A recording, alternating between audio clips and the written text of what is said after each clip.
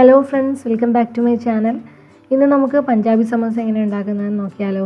വീഡിയോയിലേക്ക് പോകുന്നതിന് മുമ്പ് നിങ്ങൾ ഈ ചാനൽ ആദ്യമായിട്ടാണ് കാണുന്നതെങ്കിൽ സബ്സ്ക്രൈബ് ചെയ്യാൻ മറക്കരുത്. അപ്പോൾ ഇതെങ്ങനെ ഉണ്ടാക്കുന്നതെന്ന് നോക്കാം.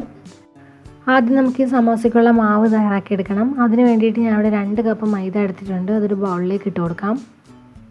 ഇതിലേക്ക് ആവശ്യത്തിനുള്ള ഉപ്പ് ചേർത്ത് കൊടുക്കണം. ഇനി ഇതിലേക്ക് 1 ടീസ്പൂൺ അജ്വൈൻ ചേർത്ത് കൊടുക്കാം. അജ്വൈൻ എന്ന് പറഞ്ഞാൽ അയമോദകമാണ്. ഇതിലേക്ക് 1 ടേബിൾ സ്പൂൺ നെയ്യ് ചേർത്ത് കൊടുക്കാം. എന്നിട്ട് കൈകൊണ്ട് നന്നായിട്ടൊന്ന് മിക്സ് ചെയ്തെടുക്കണം. നെയ്യ്ക്ക് പകരം എണ്ണയും ചേർക്കാവുന്നതാണ്. കൈകൊണ്ട് നല്ലതുപോലെ ഒന്ന് മിക്സ് ചെയ്തെടുക്കാം. ഇനി ഇതിലേക്ക് ആവശ്യത്തിനുള്ള വെള്ളം ചേർത്ത് ഒന്ന് കുഴച്ചെടുക്കണം. കുറച്ചായിട്ട് വെള്ളം ചേർത്ത് കൊടുത്താൽ മതി. ഒരുപാട് വെള്ളം ചേർത്തെടുക്കരുത്, കാരണം നമുക്കിതിനൊരു ടൈറ്റായിട്ടുള്ളൊരു മാവാണ് വേണ്ടത്.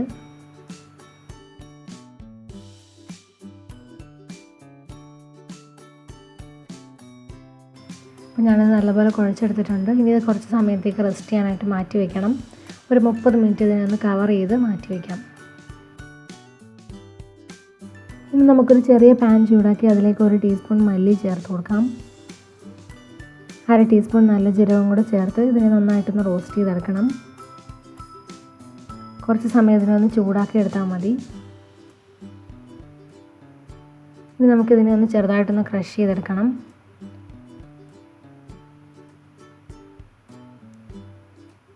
ഒരുപാട് പൊടിച്ചൊന്നും എടുക്കണ്ട, ജസ്റ്റ് ഒന്ന് ക്രഷ് ചെയ്തെടുത്താലും മതി.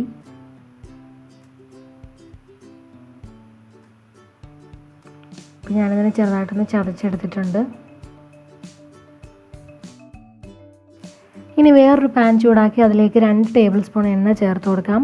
എണ്ണ ഒന്ന് ചൂടായി വരുമ്പോൾ അതിലേക്ക് 1 ടീസ്പൂൺ ഇഞ്ചി ചെറുതായിട്ടൊന്ന് അരിഞ്ഞത് ചേർത്ത് കൊടുക്കണം. ഇനി ഇതിലേക്ക് എരിവിന് ആവശ്യത്തിനുള്ള പച്ചമുളക് ചേർത്ത് കൊടുക്കാം. ഇനി ഇതിൻ്റെ കൂടെ തന്നെ നമ്മൾ നേരത്തെ ചതച്ച് വെച്ചിരിക്കുന്ന മല്ലിയും ജീരകവും ചേർത്ത് കൊടുക്കാം. എന്നിട്ട് അതിനെ കുറച്ച് സമയം ഒന്ന് വഴറ്റിയെടുക്കണം.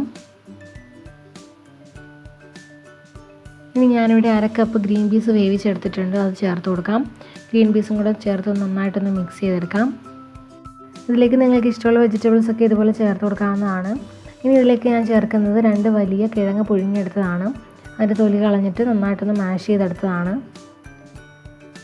കിഴങ്ങും കൂടെ ചേർത്ത് നന്നായിട്ടൊന്ന് മിക്സ് ചെയ്തെടുക്കണം.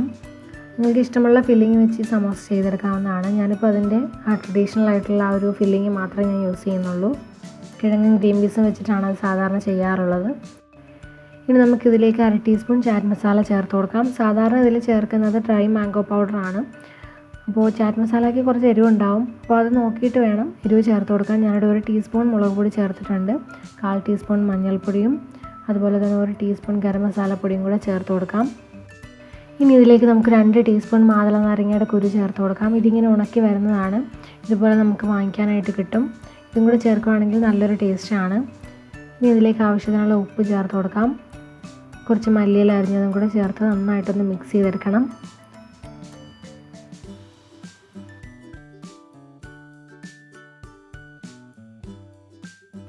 ഇപ്പോൾ ഞാനത് നല്ലതുപോലെ മിക്സ് ചെയ്തെടുത്തിട്ടുണ്ട്. നമുക്കിനി ഇതൊന്ന് തണുക്കാനായിട്ട് മാറ്റി വയ്ക്കണം.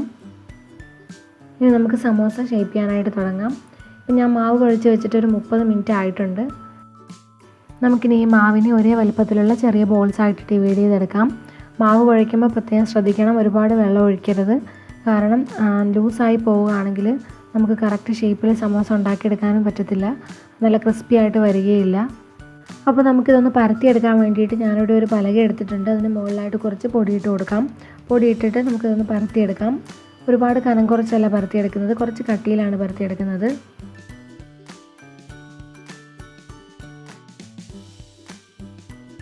ഇനി ഇത് പരത്തിയെടുക്കുന്നത് കറക്റ്റ് റൗണ്ട് ഷേപ്പിലല്ല, ഒരു ഓവൽ ഷേപ്പിലാണ് പരത്തിയെടുക്കുന്നത്. ഇനി ഇതൊന്ന് 2ആയിട്ടൊന്ന് കട്ട് ചെയ്തെടുക്കണം. ഇനി ഈ സമോസ ഒന്ന് ഒട്ടിച്ചെടുക്കാൻ വേണ്ടിയിട്ട് നമുക്കൊരു മൈദ പേസ്റ്റ് വേണം. കുറച്ച് മൈദയും വെള്ളവും കൂടെ ഒന്ന് മിക്സ് ചെയ്തെടുത്തതാണ്. അതിൻ്റെ ഒരു സൈഡിൽ ഈ മൈദ പേസ്റ്റ് ഒന്ന് തേച്ച് കൊടുത്തിട്ട് നമുക്കിതിനൊരു കോൺ ഷേപ്പിലാക്കി എടുക്കണം. ഇതുപോലെ കോൺ ഷേപ്പിലാക്കി എടുത്തിട്ട് അതിനുള്ളിലായിട്ട് നമുക്ക് ഫില്ലിങ് വെച്ച് കൊടുക്കാം. 2-3 ടീസ്പൂൺ ഫില്ലിങ് വെച്ച് കൊടുക്കാം. ഇപ്പോൾ ഞാൻ ഫില്ലിങ് വെച്ച് കൊടുത്തിട്ടുണ്ട്. ഇനി ഇതിൻ്റെ സൈഡിലും കൂടി ആ മൈദ പേസ്റ്റ് ഒന്ന് തേച്ച് കൊടുക്കണം. എന്നിട്ട് നമുക്കിതിനെ സീൽ ചെയ്തെടുക്കാം.